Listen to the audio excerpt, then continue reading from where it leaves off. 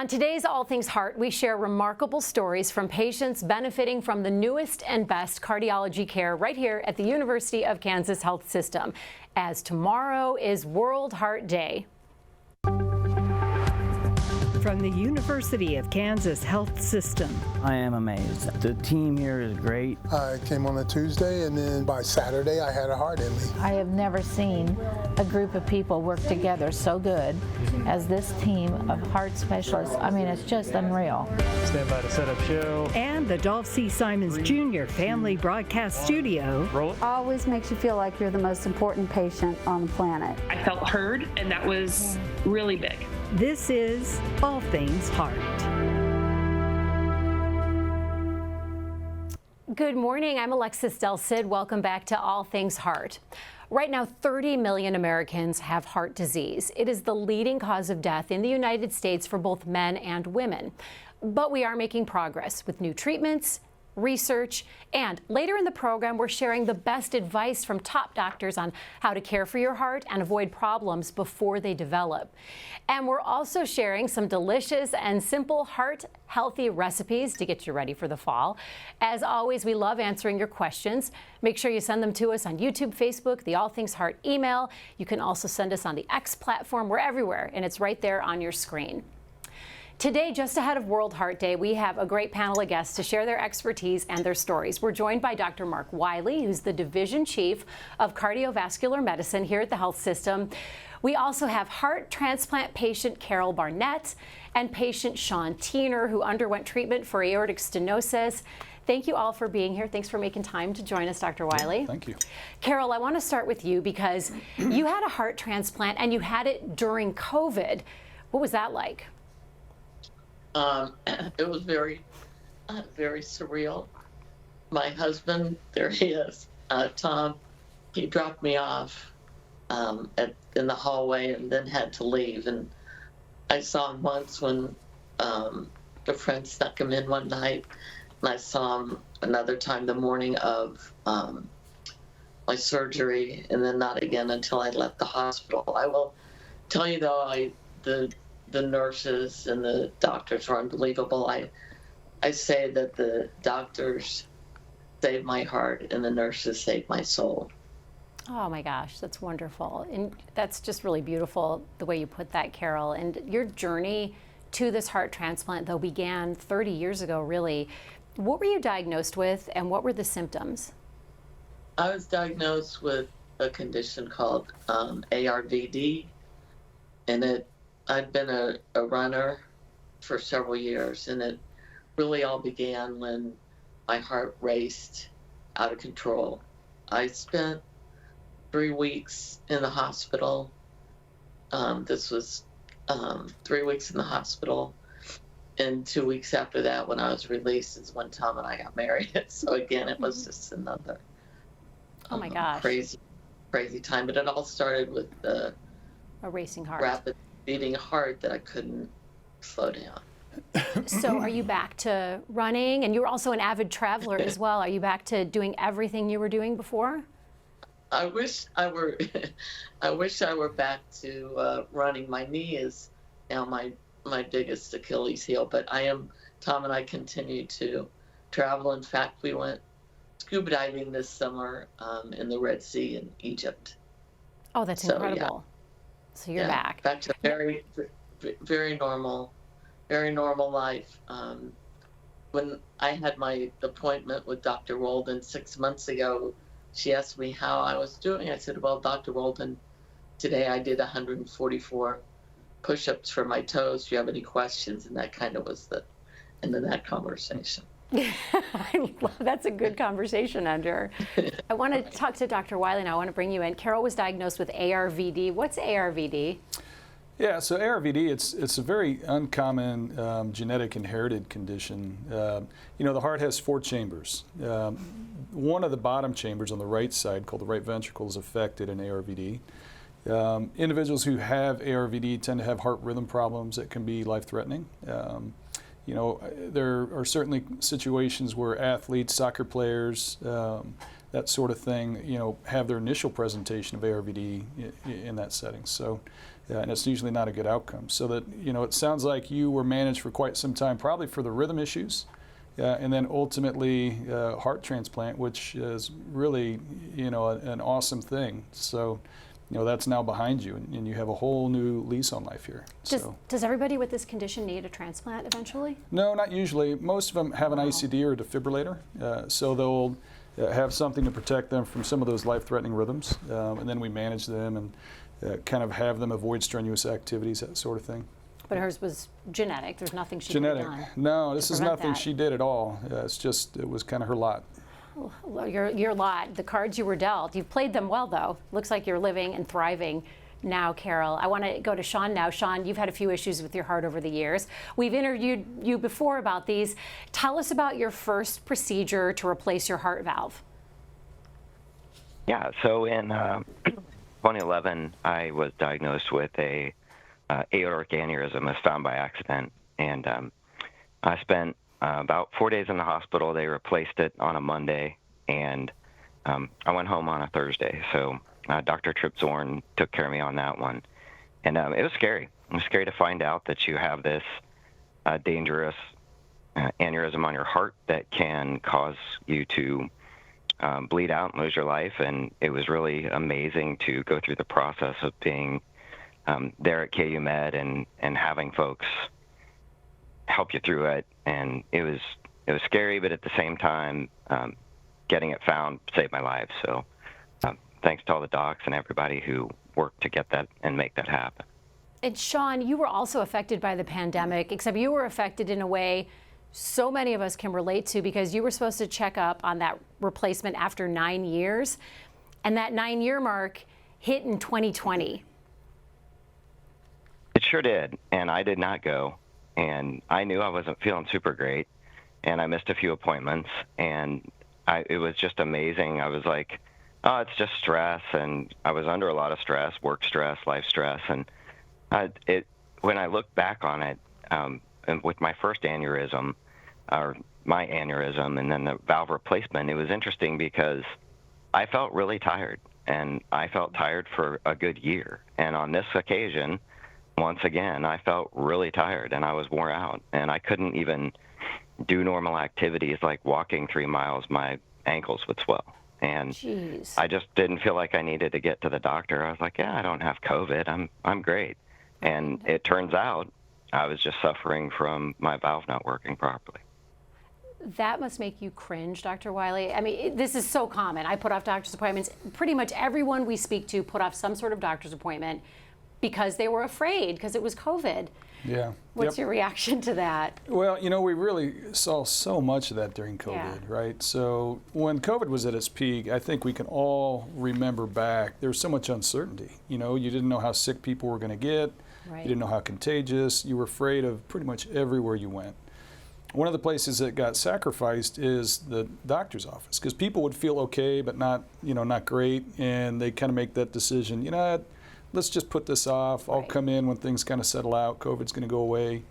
And so we had a kind of a drop. We did a lot of telehealth, but we had a drop in office visits. We had a drop in acute patient presentation at the beginning, and then we had this rebound where we started to see a lot of sick patients that were really complicated, and sometimes were beyond the point where we could actually be beneficial. So, I totally understand how that happens. And that was a very challenging thing. I think a lot of us will look back at that and, have a lot of memory as to why things happen, and, maybe if we ever were in that situation again, have a different plan or different approach. But I didn't see my primary care during COVID. Even, and I thought it felt fine. I was fine. But I understand it. Yeah. Yeah, no, I didn't see a dentist for probably 2 years. Because it was scary. You have a mask on, and your teeth didn't fall out. Still got a good smile. I don't think. Sean, what condition was your valve in by the time you did come in and see the doctor?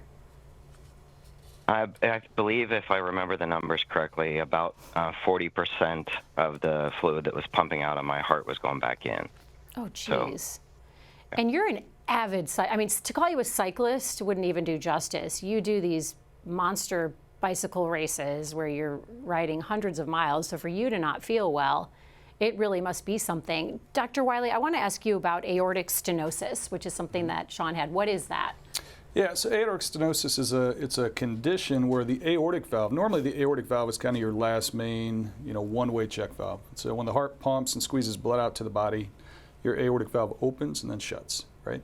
Normally it opens about the size of, I would say, a silver dollar. So 4 centimeters squared, about the size of a silver dollar.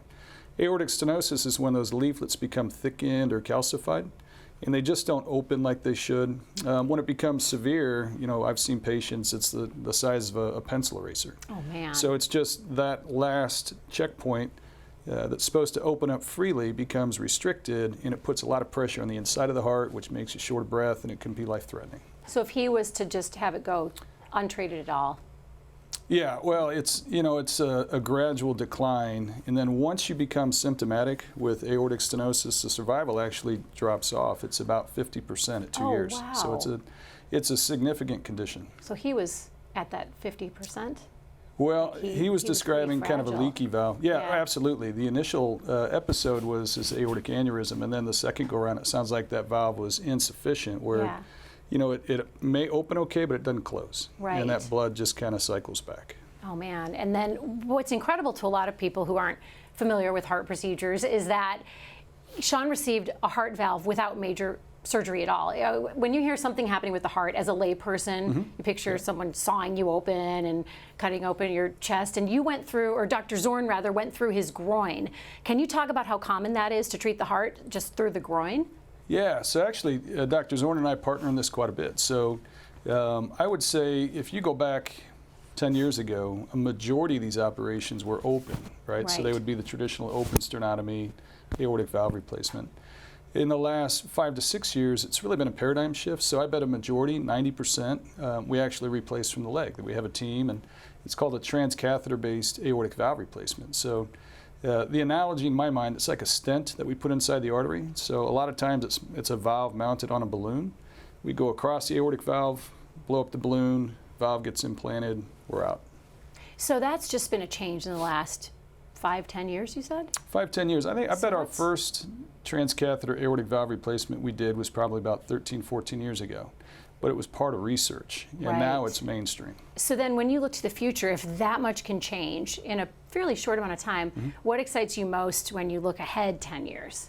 Oh, I mean, everything has just changed so much. So structural heart disease, so all the valves basically, mitral, tricuspid, aortic, pulmonic, we have minimally invasive approaches to address them all. I would say if I were to project forward, there are going to be a couple spaces that really are truly exciting. Heart failure transplant's going to be a big one. Transplant's just an amazing procedure. That team is incredible. They have devices that help support people till they get to transplant, and I think there's going to be a lot of innovation in that space. So we're going to be able to help support people get to transplant or manage them. So I think that's going to be an extremely exciting part going forward. That sounds amazing, and it means such great things for patient care, and it makes it so much less dramatic when Sean hears you're going to go through his groin rather than cut him open. Yep. Well, I want to go to some questions from our viewers because we're getting a lot of great questions. Anne wrote in, and Anne wants to know, Dr. Wiley, this is for you. What's the difference? You can swallow your coffee. Okay. What's the difference between heart disease and heart failure, and does heart disease always lead to heart failure? Yeah, not necessarily. I would say heart disease is kind of a comprehensive term for a lot of different things. And when I think of heart disease, I'm probably thinking more of coronary artery disease or blocked arteries in the heart. So if we can get aggressive, manage your cholesterol, manage the individual, prevent a heart attack, it doesn't lead to heart failure. Heart failure kind of is more the end stage of the process where the heart's not working like it should. So it's not pumping as much blood as it should, or you have a valve that's leaky, that's creating an inefficient heart. So heart failure is more of a congestion issue. Heart disease is more the process that gets you there. A question for Carol. Sally wants to know, Carol, if you ever got to have contact or meet the family of your donor. I have not because of HIPAA.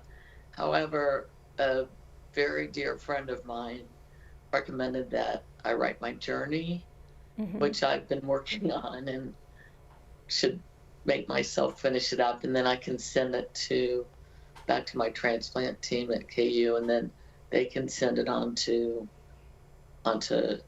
this woman's family. Oh, that's so nice. So you'll be able to tell them how much it means to you and how you're doing now. Yeah, I do every day, and every day I thank her.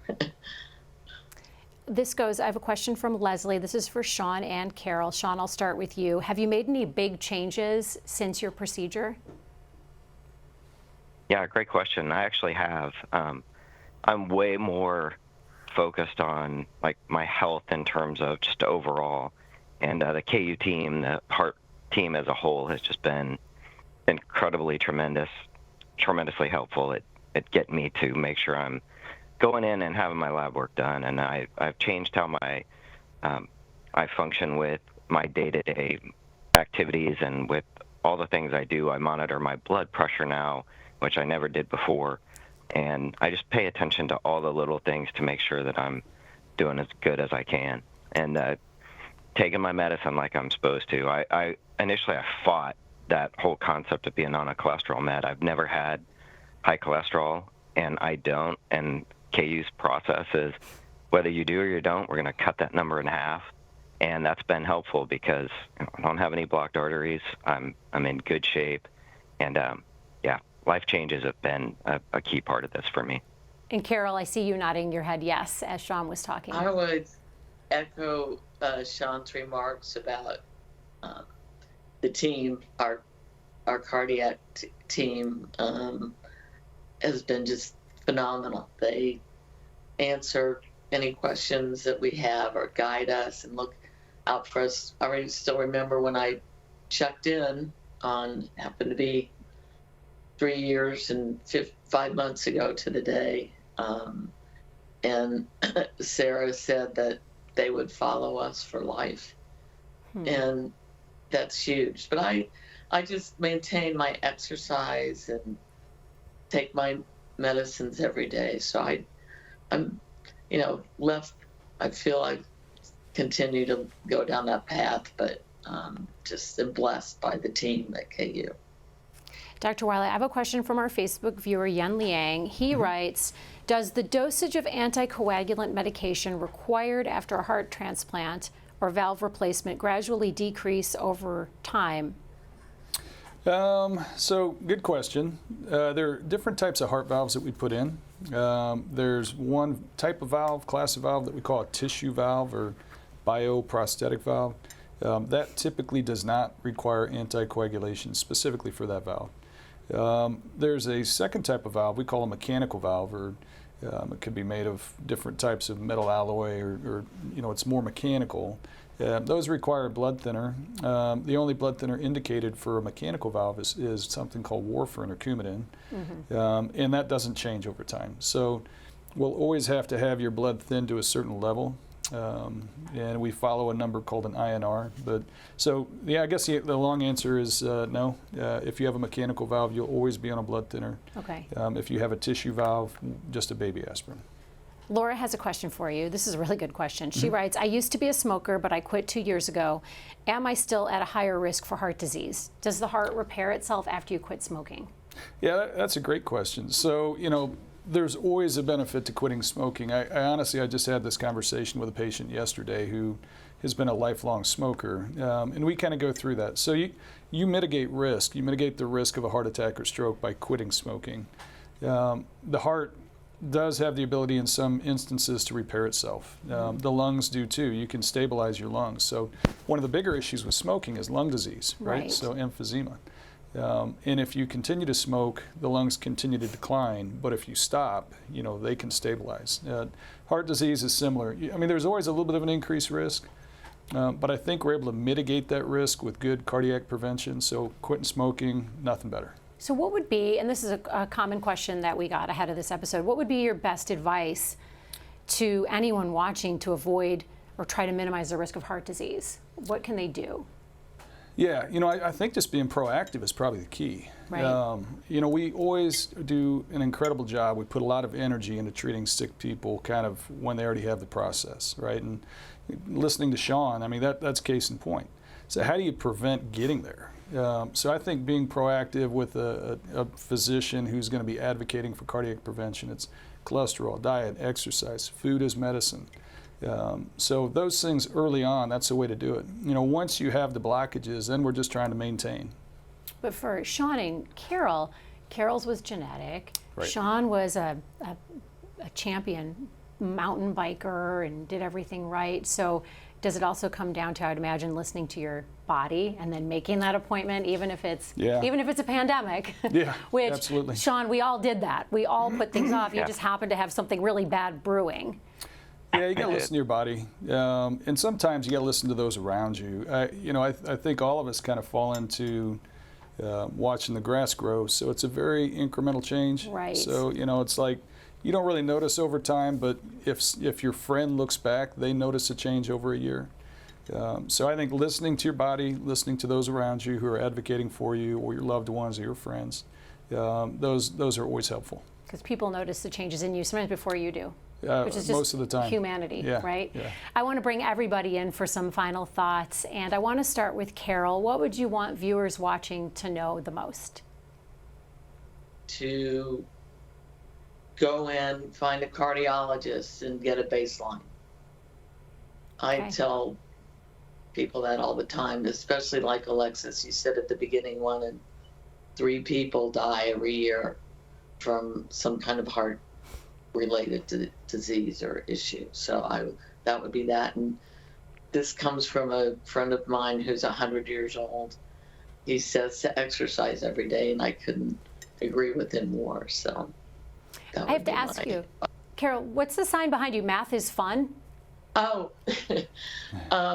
I teach a group of students in Zambia math twice a week, and so this is my classroom right here. And In so Zambia? yeah, over Zoom. wow. It's a long story, but I do that twice a week. Yeah. I'm going to call you after the show. I'm going to get the long story because that's really cool. Okay. Sean, what would you like our viewers to know most?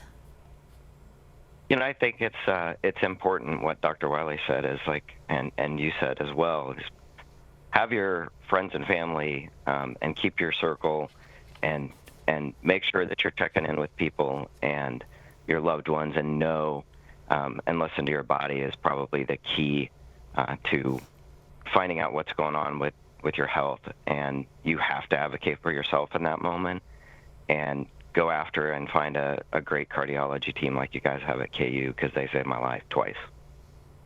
That must feel pretty good to hear. Yeah. As the chief of cardiology here, what are your final thoughts? I always really appreciate being able to hear some of the stories and just kind of reflect back. We have such an amazing team, and honestly, I always feel truly blessed to be a part of this organization with these cardiologists. We have just an incredible group of cardiologists, and so it's always really energizing to hear the stories. I think the message that I'd like to leave, obviously, is make sure to be proactive. You only get one body, you get one life, and some things are out of your control, but a lot of it's really in your power to stay healthy and stay active, and the longer you can do that, the better. So speaking along those lines, when it comes to staying healthy, as a cardiologist, I always want to know this. Is there one food you refuse to eat where you're like, that is bad, I'm never going to eat that? Let's see, I'm trying to think through that one now that you asked me that. Or what's your guilty pleasure? If everything in moderation, I get it, but. I like Espinaca cheese dip. Okay, is that good for your heart or bad No, for your heart? that's terrible for you. And there are times where I eat Espinaca cheese dip, and it's You just work really out a little bad. more the next day. I do the next day, yeah. Is there any food that's just awful for you, where you see Hot it? dogs, Hot dogs. Yeah, I would say if somebody offers you like a bison hot dog or a hot dog that's just fully loaded with sodium, that's probably not the best option. Okay. Yep. That's too bad. Love hot dogs. We're here with our viewers, though, to help you find some heart healthier recipes to get you through the fall. We have a great one just in time for tailgating. This is a recipe for loaded sweet potato bites. It's a heart healthier take on the classic potato skin, so you still can't eat the whole tray, but it is healthier. We have the recipe on your screen, but you can also take your phone, scan the QR code. That will bring the recipe right to your phone, along with plenty of other recipes to get you started on creating more heart-healthy meals and more tailgating snacks that are better than the sodium-loaded hot dog that Dr. Wiley's warning us about that we had last weekend. Yeah. Glad I didn't interview before last weekend. We've talked a lot about preventing heart disease during this episode, but how many of you know your risk of developing it? Right now, you can find out your risk for heart disease by answering a few simple questions. There is this quiz on our website, and this is a different QR code that's up now. So scan this QR code on your screen. It will take you right to the quiz. It's an excellent quiz, so we encourage everybody to take it. And now, Dr. Wiley, we're not done with you. Oh. We know you do incredible things here for your patients at the health system, but people always want to know, what are our doctors like outside of work? Now for a secret look into the guardians of healthcare at the University of Kansas Health System. Let's go behind the mask.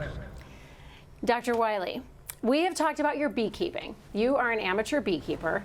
You're starting to blush and fidget. Don't worry, we don't have the beekeeping pictures this time. Okay, good. That's good. However, you have a pretty awesome family buzzing around at home. Tell us about these pictures and where you guys were. We do. I got an amazing family. Tell us their names. Who are we looking at? So on the right-hand side, that's my daughter, Callie. She is a senior down at Arkansas. The little guy behind with the hat, that's Henry. He's a senior in high school. And then the mustachio on the far left, that's Tom. He's a junior over at KU. Then there's my wife, Cindy. She's got the glasses on. This picture, this was our summer trip.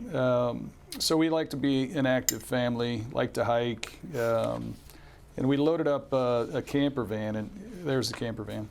And we had the three, I call them kids, but they're adults now, right. Shoved in the back of this thing with our mountain bikes in the back, and kind of did a big Colorado circle, doing some mountain biking, doing some hiking, and had a great time. You all slept in the van? No. The camper van? Oh, I was gonna say that's tight quarters. So we did a little bit of camping, and so somebody was in a hammock, 2 people were in a tent, and then 2 people were in the camper van. Who slept in the hammock? That's really hard on your back. Was it one of the young ones? Honestly, my daughter did it one night. She was like a champion. One night, she was all about it. So we have one more picture of you. Well, we have a couple more. Okay, this is a group picture from Treads and Threads, the Black Tie Gala and fundraiser. This is awesome that you guys were there. The whole cardiology unit was there. Over the past 20 years, Treads and Threads has raised more than $17 million. But Dr. Wiley, I want to ask you about your outfit. I mean, who are you wearing? Who's the designer? I have no idea. I shop about once every 5 years. It was. So it was supposed to be a blue theme, right? And I don't really have too many like blue ties or anything. And I heard black tie. It's a black tie, yeah. But you that's put a twist on it? It's a KU football jersey. Oh, nice. And then I thought I'd go white and black. Go big, right? Very nice. You've got some sort of James Bond pose going there. I don't know what that was. it was excellent for us. Thank you so much for making time to join us. I know you've got to go treat patients. We are so appreciative of Carol and of Sean. Thank you for sharing your journeys with us. Coming up next week on All Things Heart. Looking back now, it helped me feel strong. It helped me feel like I had control over something. On the next All Things Heart, she took up a new passion, and doctors say it helped save her life. That's next Thursday at 8 a.m. Thanks. Coming up tomorrow on the Morning Medical Update. From a troubled hospital in 1998 to a destination for healthcare today, the University of Kansas Health System has been through an incredible evolution. I'm Jessica Lovell. On the next Morning Medical Update, we reflect on the health system's history as we celebrate 25 years.